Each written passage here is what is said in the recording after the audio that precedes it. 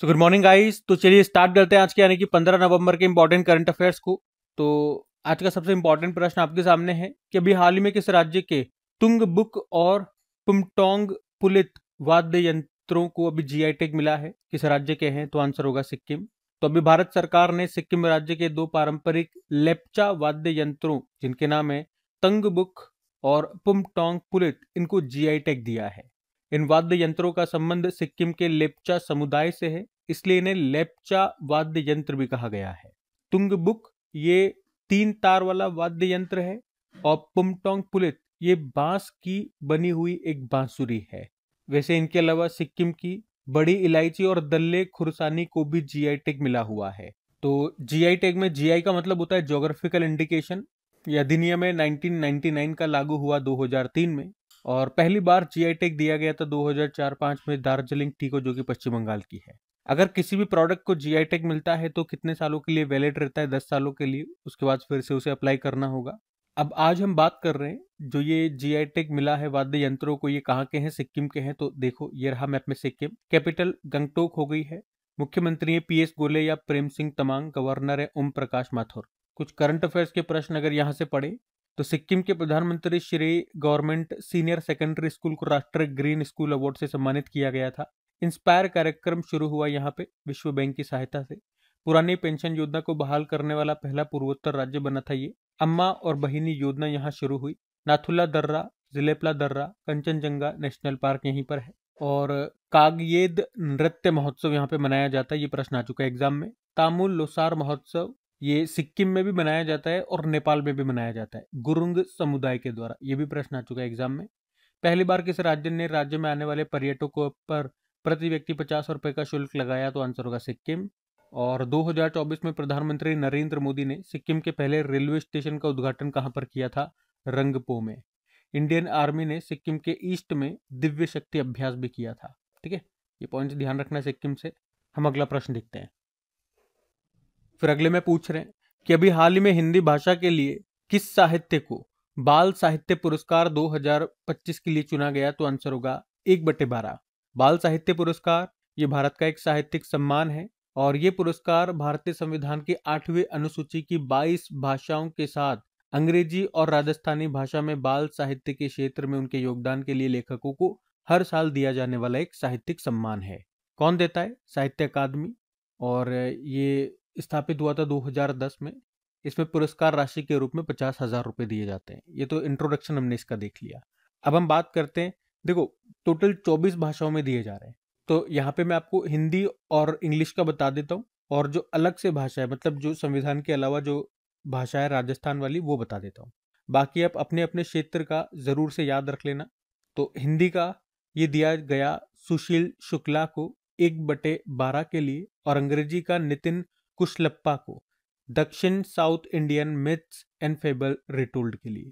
ये इनका नॉवेल है। और राजस्थानी भाषा में दिया गया भोगीलाल पाटीदार को पंखेरू नी पीड़ा के लिए। कौन देता है? हमने कहा साहित्य अकादमी देता है, जिसकी स्थापना होती है 1954 में। मुख्यालय नई दिल्ली में है। अध्यक्ष है डॉक्टर माधव कौशिक। याद रखना, भारत का सबसे बड़ा लिटरेचर अवार्ड साहित्यिक सम्मान वो ज्ञानपीठ पुरस्कार है। दूसरा सबसे बड़ा साहित्यिक सम्मान है साहित्य अकादमी पुरस्कार। ये तो आज हमने बाल साहित्य पुरस्कार की बात करी है। आपको याद है 2024 के लिए घोषित हुए थे साहित्य अकादमी पुरस्कार? ये हमने 2025 के स्टार्टिंग में पढ़े थे। तो उसका हिंदी का कई बार हम पढ़ चुके हैं। हिंदी का दिया गया था गगन गिल को मैं आई जब बाहर के लिए और अंग्रेजी का इस्तरिन किरे को दिया गया था स्पिरिट नाइट्स के लिए। ये प्रश्न कई बार एग्जाम में आ चुके हैं। ठीक है, तो ध्यान रखना। अगला प्रश्न देखते हैं। फिर अगले में पूछ रहे हैं अभी हाल ही में पहला जनजातीय व्यापार सम्मेलन कहां पर आयोजित किया गया? तो आंसर होगा नई दिल्ली। तो पहला जनजातीय व्यापार सम्मेलन 2025 अभी 12 नवंबर को ये हुआ। कहां पर? यशोभूमि द्वारका नई दिल्ली में। इसका आयोजन जनजातीय कार्य मंत्रालय, संस्कृति मंत्रालय और उद्योग और आंतरिक व्यापार संवर्धन विभाग ने मिलकर के किया। आयोजन करने का उद्देश्य जनजातीय उद्यमिता और नवाचार को बढ़ावा देना, स्वदेशी उत्पादों के लिए ब्रांडिंग और बाजार पहुंच का विस्तार करना। और 2025 को भगवान बिरसा मुंडा जी की 150वीं जयंती का ये वर्ष है। 15 नवंबर बिरसा मुंडा जयंती होती है। जनजातीय गौरव दिवस के रूप में हम मनाते हैं। अच्छा, जनजातीय से बनने वाले कुछ प्रश्न मैं आपको कराता हूँ। अगर पूछे पहला जनजातीय खेल महोत्सव कहाँ पर हुआ था, उड़ीसा में। जनजातीय नृत्य महोत्सव नई दिल्ली में। आदिवासियों को बुनियादी दस्तावेज प्रदान करने वाला देश का पहला जिला बना था वायनाड, जो केरल का है। प्रधानमंत्री नरेंद्र मोदी ने कहां पर समक्का सरक्का जनजातीय विश्वविद्यालय खोलने की घोषणा की थी, तो इसका उत्तर होगा तेलंगाना। न्यूकुम युलो उत्सव ये मनाया गया अरुणाचल प्रदेश में, निशी जनजाति के द्वारा मनाया जाता है। अलिये लिगोंग उत्सव असम में, मिसिंग जनजाति के द्वारा।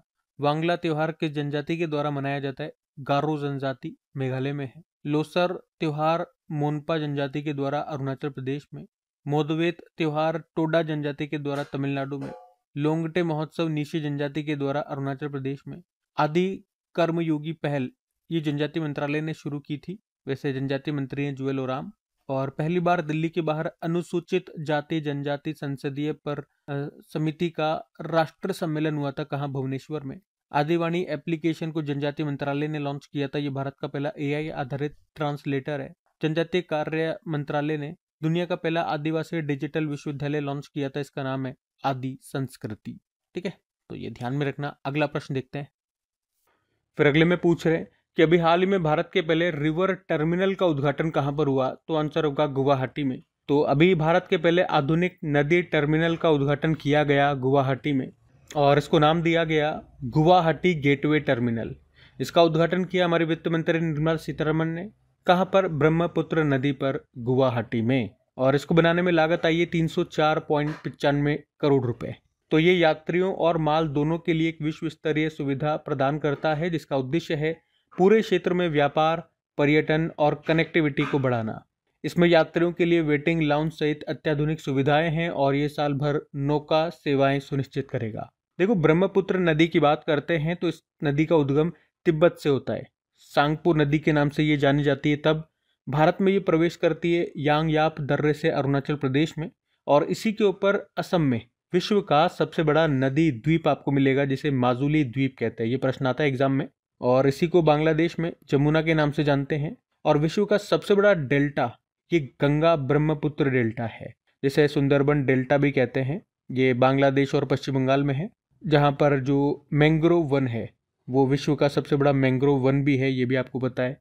तो इस प्रश्न से याद रखना कि अभी भारत का पहला रिवर टर्मिनल का उद्घाटन हुआ गुवाहाटी में। अच्छा, भारत के पहले से ही आज मैं आपको कुछ इंपॉर्टेंट प्रश्न रिवाइज कराता हूँ। देखो, अभी .bank.in डोमेन अपनाने वाला पहला PSU बैंक बना था पंजाब नेशनल बैंक। देश का पहला मोंडो ट्रैक कहाँ पर शुरू हुआ, जवाहरलाल नेहरू स्टेडियम दिल्ली में। भारत ने नोएडा में पहली मोबाइल टेम्पर्ड ग्लास फैक्ट्री का उद्घाटन किया था, इस कंपनी का नाम है ऑप्टिमस इंफ्राकॉम। और NHAI national highways authority of India ने ICICI बैंक के साथ मिलकर भारत का पहला multi lane free flow tolling system ये शुरू किया था गुजरात में, नेशनल हाईवे 48 पर 84 टोल प्लाजा पे। उसके अलावा रुपे नेटवर्क पर भारत का पहला EMI आधारित क्रेडिट कार्ड भारत पे और किस बैंक ने लॉन्च किया था, यूनिटी स्मॉल फाइनेंस बैंक। उसके अलावा भारत ने पहली स्वदेशी वाटर सोल्यूबल फर्टिलाइजर टेक्नोलॉजी को विकसित कर लिया है। उसके अलावा याद रखना कि भारत का पहला बैम्बू बेस्ड बायो रिफाइनरी ये असम राज्य के नुमालीगढ़ में बनाया जा रहा है। और अभी शिक्षा मंत्री जी ने किस देश में पहला विदेशी अटल नवाचार केंद्र शुरू किया, यूनाइटेड अरब अमीरात में। और भ्रष्टाचार से निपटने के लिए AI मंत्री डेला को नियुक्त करने वाला दुनिया का पहला देश बना था अल्बानिया। आत्मनिर्भर भारत पहल के तहत पहला विदेशी भारतीय रक्षा विनिर्माण संयंत्र ये कहाँ पर स्थापित होगा, मोरक्को में। PM नरेंद्र मोदी ने भारत के सबसे बड़े क्रूज टर्मिनल का अनावरण किया था मुंबई में। भारत का पहला बाल विवाह मुक्त जिला ये बना बालोद जिला, जो छत्तीसगढ़ का है। भारत की पहली चीता सफारी मध्य प्रदेश के कूनो नेशनल पार्क में शुरू की गई। 48वां मिसेज यूनिवर्स 2025 इसका आयोजन मनीला फिलीपींस में हुआ था, उसको जीता था शेरी सिंह ने, और ये पहली भारतीय बनी थी ये खिताब जीतने वाली। भारत का पहला सोलर पावर्ड जू ये कर्नाटक में स्थित बैनरगट्टा बायोलॉजिकल पार्क में बनाया गया है। तो ये भारत के पहले से ही संबंधित ये सारे करंट अफेयर्स के प्रश्न है, ध्यान में रखना। अगला प्रश्न देखते हैं। फिर अगले में पूछ रहे कि अभी हाल ही में विश्व मधुमेह दिवस ये कब मनाया गया, तो आंसर होगा 14 नवंबर को। तो हर साल 14 नवंबर को वर्ल्ड डायबिटीज डे के रूप में मनाया जाता है। तो लोगों के बीच डायबिटीज के प्रति जागरूकता फैलाने और मधुमेह से जुड़े खतरों और रोकथाम के तरीकों को बताने के लिए ये दिन मनाया जाता है। थीम भी है डायबिटीज अक्रॉस लाइफ स्टेज।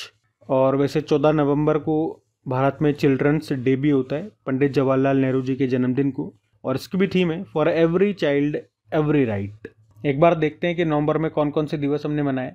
तो 1 नवंबर को वर्ल्ड वीगन डे, 3 नवंबर को वर्ल्ड बायोस्फीयर रिजर्व डे, 5 नवंबर को वर्ल्ड सुनामी अवेयरनेस डे, 7 नवंबर को नेशनल कैंसर अवेयरनेस डे, 8 नवंबर को वर्ल्ड रेडियोग्राफी डे, 9 नवंबर को राष्ट्रीय कानूनी सेवा दिवस नेशनल लीगल सर्विस डे, 10 नवंबर को विश्व विज्ञान दिवस और टीकाकरण दिवस भी है, 11 नवंबर को राष्ट्रीय शिक्षा दिवस, 12 नवंबर को विश्व निमोनिया दिवस और लोक सेवा प्रसारण दिवस यानी कि पब्लिक सर्विस ब्रॉडकास्टिंग डे, और 14 नवंबर को ये विश्व मधुमेह दिवस के रूप में हमने मनाया। तो ये ध्यान में रखना। अगला प्रश्न देखते हैं। फिर अगले में पूछ रहे हैं अभी हाल ही में संगाई उत्सव ये कहाँ पर मनाया जाएगा, तो आंसर होगा मणिपुर में। तो संगाई फेस्टिवल ये मणिपुर में मनाया जाता है। अभी 21 से लेकर 30 नवंबर तक ये मनाया जाएगा। ये एक टूरिज्म और कल्चरल फेस्टिवल है और इस उत्सव का मुख्य उद्देश्य है मणिपुर के कल्चर और टूरिज्म के बारे में दुनिया को बताना। और इस फेस्टिवल का जो नाम है ना, ये मणिपुर के संगाई डियर के नाम पे रखा गया है, जो कि मणिपुर का स्टेट एनिमल है, राजकीय पशु। अब यहाँ पे मैं आपको मणिपुर भी लेकर के चलूंगा, लेकिन उससे पहले कुछ फेस्टिवल्स हम देख लेते हैं। तो देखो, अगर पूछे न्योकुम यूलो उत्सव ये कहाँ मनाया गया, अरुणाचल प्रदेश में नीशी जनजाति के द्वारा। अलिये लिगोंग उत्सव असम में मिसिंग जनजाति के द्वारा।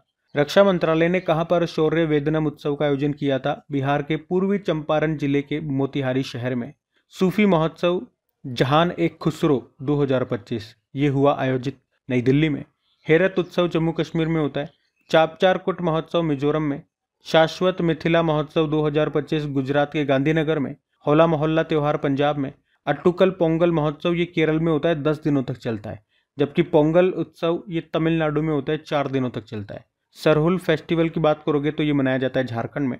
बाकी मणिपुर की हमने बात की थी, तो ये रहा मैप में मणिपुर। कैपिटल इम्फाल हो गई है और गवर्नर है अजय कुमार भल्ला। नागालैंड का एडिशनल चार्ज भी मिला इनको। और किस भारतीय राज्य को पोलो खेल का उद्गम स्थल माना जाता है, तो मणिपुर। और मणिपुर में ही लोकटक झील है, दुनिया का एकमात्र तैरता नेशनल पार्क है यहाँ पे, और यहाँ के मार्शल आर्ट को थांगटा कहते हैं। उसके अलावा संगई फेस्टिवल, ये देखो ये सारे फेस्टिवल्स मैं आपको रिवाइज करा रहा हूँ, जो आज हमने पढ़ा वो यही है संगई फेस्टिवल। एक लाई हरौबा फेस्टिवल होता है। नट संकीर्तन उत्सव हो गया। याओसांग महोत्सव या योशांग उत्सव होता है। हुन थड़ो महोत्सव होता है। शुमंग इलिया महोत्सव होता है। गान नगाई फेस्टिवल होता है यहाँ पे। शिरुई लिली महोत्सव हो गया। कचाई लेमन फेस्टिवल हो गया। लामलाई महोत्सव हो गया। मेरा हऊ चोंगबा उत्सव हो गया। और निंगोल चक्कोबा त्यौहार, ये सब मनाए जाते हैं। ये सब हमने मनाए, सब हमने करंट अफेयर्स में पढ़े, वही मैं आपको रिवाइज करा रहा हूँ मणिपुर से। अगला प्रश्न देखते हैं। फिर अगले में पूछ रहे हैं अभी भारत का सबसे बड़ा हाइड्रोजन प्लांट ये कहाँ पर बनाया गया, तो आंसर होगा कर्नाटक में। तो भारत का सबसे बड़ा ग्रीन हाइड्रोजन प्लांट ये कर्नाटक के विजयनगर में बनाया गया है। अभी इस प्लांट को JSW energy Jindal south west ने कमीशन कर लिया है। तो इस प्लांट को JSW एनर्जी के द्वारा नेशनल ग्रीन हाइड्रोजन मिशन के तहत बनाया गया है। और ये प्लांट JSW के स्टील प्लांट के पास ही बनाया गया है। ये JSW के स्टील प्लांट को हर साल 3800 टन ग्रीन हाइड्रोजन सप्लाई करेगा और 30,000 टन ग्रीन ऑक्सीजन सप्लाई करेगा। और ग्रीन हाइड्रोजन के बारे में मैंने आपको बताया है कई बार। क्या होता है ग्रीन हाइड्रोजन? ये एक क्लीन एनर्जी होती है। ग्रीन एनर्जी आप बोल दो, मतलब हाइड्रोजन का जो इसमें निर्माण होता है, हाइड्रोजन कैसे बनाया जाता है, H2O को तोड़ के हाइड्रोजन बनता है। H2O को जब तोड़ेंगे तो हाइड्रोजन का निर्माण होगा, ऑक्सीजन का निर्माण होगा, और इसी प्रोसेस को इलेक्ट्रोलिसिस प्रोसेस कहते हैं। अब ये जो इलेक्ट्रोलिसिस प्रोसेस होता है, इसमें जो ऊर्जा का यूज होता है, एनर्जी का यूज होता है, वो हम रिन्यूएबल एनर्जी का इस्तेमाल करते हैं। तो रिन्यूएबल एनर्जी का इस्तेमाल करके हाइड्रोजन बन रही है, इसीलिए उस हाइड्रोजन को, वो बनने वाले हाइड्रोजन को हम ग्रीन हाइड्रोजन कहते हैं। वैसे हाइड्रोजन से कुछ और प्रश्न मैं आपको कराऊं तो एक तो ये याद रखना, राष्ट्रीय नेशनल ग्रीन हाइड्रोजन मिशन की शुरुआत होती है 15 अगस्त 2021 को, जबकि राष्ट्रीय ग्रीन हाइड्रोजन मिशन की शुरुआत 4 जनवरी 2023 को। स्टील मंत्रालय ने देश के पहले ग्रीन हाइड्रोजन प्लांट का उद्घाटन कहाँ पर किया था? जिंदल स्टेनलेस लिमिटेड हिसार में। देश का पहला multipurpose green hydrogen pilot project कहाँ पर शुरू हुआ? हिमाचल प्रदेश के झाकरी में। 2024 में प्रधानमंत्री नरेंद्र मोदी ने ग्रीन हाइड्रोजन पर दूसरे अंतर्राष्ट्रीय सम्मेलन का उद्घाटन कहाँ किया? नई दिल्ली के भारत मंडपम में। और पीएम मोदी ने देश की पहली ग्रीन हाइड्रोजन हब की आधारशिला कहाँ रखी? आंध्र प्रदेश में, जो विशाखापत्तनम है वहाँ पर। भारत ने दुनिया का सबसे पावरफुल हाइड्रोजन ट्रेन इंजन बनाया, जिसकी पावर है 1200 हॉर्स पावर। टाटा स्टील ये हाइड्रोजन ट्रांसपोर्ट पाइप विकसित करने वाली भारत की पहली कंपनी बनी। उत्तर भारत का पहला ग्रीन हाइड्रोजन प्लांट बनेगा हिमाचल के दबोटा में। दुनिया का सबसे बड़ा सफ़ेद हाइड्रोजन भंडार कहाँ पर खोजा गया? फ्रांस में, फ्रांस के मोसेल क्षेत्र में। वर्ल्ड हाइड्रोजन समिट 2025 ये हुआ था रॉटरडैम नीदरलैंड में। और भारत का पहला कमर्शियल हाइड्रोजन बस कहाँ पर लॉन्च हुई? लेह लद्दाख में। ग्रीन हाइड्रोजन समिट 2025 हुआ था आंध्र प्रदेश में। ठीक है, तो ये सब ध्यान में रखना। अगला प्रश्न देखते हैं। तो अगले प्रश्न में पूछ रहे हैं कि अभी हाल ही में मिविगुलू नचिम्बा किस देश के नए प्रधानमंत्री बने हैं? तो आंसर हो जाएगा तंजानिया। और तो मिविगुलू नचिम्बा ये तंजानिया के नए प्रधानमंत्री बने हैं। तंजानिया के ये 12वें नंबर के प्रधानमंत्री बने हैं। उन्होंने किनको रिप्लेस किया, किन के स्थान पे आए? तो कासिम मजालिवा के स्थान पर आए। अभी तंजानिया की फिर से राष्ट्रपति बनी थी सामिया सुलूहू हसन, उन्होंने इनको नियुक्त किया है। तंजानिया ये एक अफ्रीकन कंट्री है। ये रहा मैप में, आप तंजानिया देख सकते हो। कैपिटल डोडोमा होती है, करेंसी तंजानियन शिलिंग। तो प्रेसिडेंट हो गए सामिया सुलूहू हसन और अब नए प्रधानमंत्री बन गए मिविगुलू नचिम्बा, उनका नाम है। अफ्रीका की सबसे ऊंची पर्वत चोटी आपको तंजानिया में ही मिलेगी, जिसे माउंट किलिमंजारो के नाम से जानते हैं। और किस आईआईटी ने देश के बाहर सबसे पहला परिसर खोला था? तो आईआईटी मद्रास ने। कहाँ पर? तंजानिया के जांजिबार में। और वहाँ पे पहली महिला निदेशक बनी थी डॉक्टर प्रीति अग्लायम। अच्छा, अभी जिन भी देशों में नए प्रधानमंत्री या प्रेसिडेंट बने थे वो शीट में आपको हर बार रिवाइज कराता रहता हूँ। आज मैं आपको रिवाइज नहीं करा रहा, लेकिन 2-3 नाम मैं आपसे पूछ लेता हूँ, आप बताने की कोशिश करना उनके नाम क्या है। जैसे कि बताओ, जापान की अभी पहली महिला प्रधानमंत्री बनी थी, उनका नाम क्या है? उसके अलावा नेपाल की पहली अभी इंतरिम प्रधानमंत्री बनी थी, महिला हैं, उनका नाम बताओ। और थाईलैंड के नए प्रधानमंत्री और फ्रांस के नए प्रधानमंत्री, ये दोनों और बता दो। 4 प्रश्न मैंने आपसे पूछ लिए, इनके उत्तर करो, आपको आने चाहिए, मैंने कई बार आपको रिवाइज कराए। हम अगला प्रश्न देखते हैं। फिर अगले में पूछ रहे हैं कि भारत की पहली नेशनल इंडोर एथलेटिक्स चैंपियनशिप कहाँ पर आयोजित की जाएगी? तो आंसर होगा भुवनेश्वर में। तो याद रखेंगे, भारत की पहली नेशनल इंडोर एथलेटिक्स चैंपियनशिप का आयोजन ये जनवरी 2026 में कलिंगा स्टेडियम भुवनेश्वर में होगा। इसका आयोजन करेगा athletics federation of India. Athletics federation of India स्थापना होती 1946 में। हेडक्वार्टर नई दिल्ली है और प्रेसिडेंट बहादुर सिंह सागौन है। ठीक है, तो भारत की पहली नेशनल इंडोर एथलेटिक्स चैंपियनशिप की हम बात कर रहे हैं, ये उड़ीसा के भुवनेश्वर में होगा, ध्यान रखना। अगला प्रश्न देखते हैं। फिर अगले में पूछ रहे हैं कि 2026 के फीफा हॉकी वर्ल्ड कप का आयोजन ये कहाँ पर होगा? तो आंसर होगा बेल्जियम और नीदरलैंड में। फीफा हॉकी वर्ल्ड कप 2026 की हम बात कर रहे हैं और ये अगस्त के महीने में होगा, 14 से लेकर 30 अगस्त तक। 16वां एडिशन होगा। कहाँ पर? बेल्जियम और नीदरलैंड में। और आप कह सकते हो कि ये इतिहास में तीसरी बार है जब पुरुष और महिला विश्व कप साथ साथ में और सेम स्टेडियम में होंगे। तो देखो, मेंस और वुमेन्स की हम बात कर रहे हैं, मेंस वर्ल्ड कप और वुमेन्स का जो वर्ल्ड कप होगा। इस बार जो होगा, हमने कहा 16वां एडिशन होगा। लास्ट एडिशन जो 15वें नंबर का इनका एडिशन हुआ था, जो मेंस वाला है वो तो जनवरी 2023 में हुआ था। उसको होस्ट किया था भारत ने, उसको जीता था जर्मनी ने बेल्जियम को हरा के। और वुमेन्स वाले में बात करेंगे तो लास्ट एडिशन 15वें नंबर का ही था, जुलाई 2023 में हुआ था। वो स्पेन और नीदरलैंड ने आयोजन किया, उसका होस्ट किया था। उसको नीदरलैंड ने ही जीता था और अर्जेंटीना को हराया था फाइनल में। ठीक है, तो ये तुमने लास्ट एडिशन देख लिया। अभी देखेंगे अगले साल जो 16 नंबर का एडिशन होगा वो कौन जीतता है। बाकी हॉकी से 2-4 प्रश्न और देखो। अभी 15वां hockey India sub junior men's national championship हुआ था 2025 में ही चेन्नई में। पंजाब ने उसको जीता था, झारखंड को हराया था। और उसी तरह से 15वां junior national women's hockey championship हुआ था काकीनाडा आंध्र प्रदेश में, झारखंड ने जीता, हरियाणा को हराया। 12वां men's Asia hockey cup 2025 Rajgir Bihar में हुआ, उसका शुभंकर है चांद, जो कि बिहार के वाल्मीकि टाइगर रिजर्व के बाघ से प्रेरित है। और भारत ने इसको जीत लिया, चौथी बार साउथ कोरिया को हराया। अभी 2026 में मेंस हॉकी वर्ल्ड कप हमने कहा बेल्जियम नीदरलैंड में होंगे। 11वां वुमेन्स हॉकी एशिया कप 2025 अभी हांगजाऊ चाइना में हुआ, उसमें पहले पे चाइना, दूसरे पे भारत, तीसरे पे जापान रहा। बाकी इंटरनेशनल हॉकी फेडरेशन की बात करें, स्थापना होती 1924 में। हेडक्वार्टर लुज़ेन स्विट्जरलैंड और हेड है मोहम्मद तैयब इकराम। 1928 में भारत इसका सदस्य बनने वाला पहला एशियाई देश बना था। हॉकी इंडिया, इसकी स्थापना 2009 में होती है, नई दिल्ली में मुख्यालय है, अध्यक्ष हैं दिलीप तिर्की। और एशियन हॉकी फेडरेशन का मुख्यालय कुआलालंपुर मलेशिया में है। बाकी Azlan Shah cup, Aga Khan cup, Dhyan Chand cup, Rangaswamy cup, Scindia cup, Ranjit Singh cup, Beighton cup, Indira cup, इन सब का संबंध हॉकी से है, ध्यान में रखना। बाकी ये थी आज की हमारी करंट अफेयर्स की क्लास। कमेंट करके जरूर बताना सेशन आपको कैसा लगा। अच्छा लगा तो अपने दोस्तों के साथ में स्टडी ग्रुप में शेयर जरूर करना। वीडियो को अभी तक आपने लाइक नहीं किया तो लाइक जरूर कर देना। बाकी चलो अभी कल के करंट अफेयर्स का हम क्विक रिवीजन कर लेते हैं और सेशन एंड करते हैं। तो कल पहला प्रश्न पूछा था, संशोधित भारत नेट परियोजना को राज्यव्यापी लागू करने वाला देश का पहला राज्य बना Punjab. Organisation international desk constructors de automobile का नेतृत्व करने वाले पहले भारतीय बने शैलेश चंद्र। राष्ट्रीय लोक सेवा प्रसारण दिवस 12 नवंबर को था। और हर साल अर्थ शॉट पुरस्कार कितनी श्रेणी में दिया जाता है? 5 में। आयरलैंड के राष्ट्रपति बने थे कैथरीन मार्टिन कॉनोली। और अक्टूबर माह के लिए ICC men's player of the month चुना गया सेनुरान मुथुसामी को, साउथ अफ्रीका से हैं। और अभी घोषित छठे नेशनल वाटर अवार्ड्स 2024 में बेस्ट स्टेट का अवार्ड मिला है महाराष्ट्र को। मॉन्ट्रियल प्रोटोकॉल के पक्षकारों का अभी 37 नंबर का बैठक हुआ था, जिसे मोप 37 कहते हैं, ये हुआ केन्या में। और विनबैक्स अभ्यास अभी हुआ भारत और वियतनाम के बीच में, हनोई वियतनाम में ही। और आखिरी प्रश्न था कि 2025 में G7 विदेश मंत्रियों की बैठक कहाँ पर हुई? तो आंसर होगा कनाडा में। बाकी चलो कल का भी होमवर्क प्रश्न देखते हैं और सेशन एंड करते हैं। तो कल पूछा था, राष्ट्रीय बाघ संरक्षण प्राधिकरण से मंजूरी प्राप्त नवीनतम बाघ अभ्यारण्य देवरीगढ़ कहाँ पर स्थित है? तो आंसर होगा उड़ीसा। आप सभी ने प्रश्न का बिल्कुल सही उत्तर दिया। अब ये आज का आपका होमवर्क प्रश्न।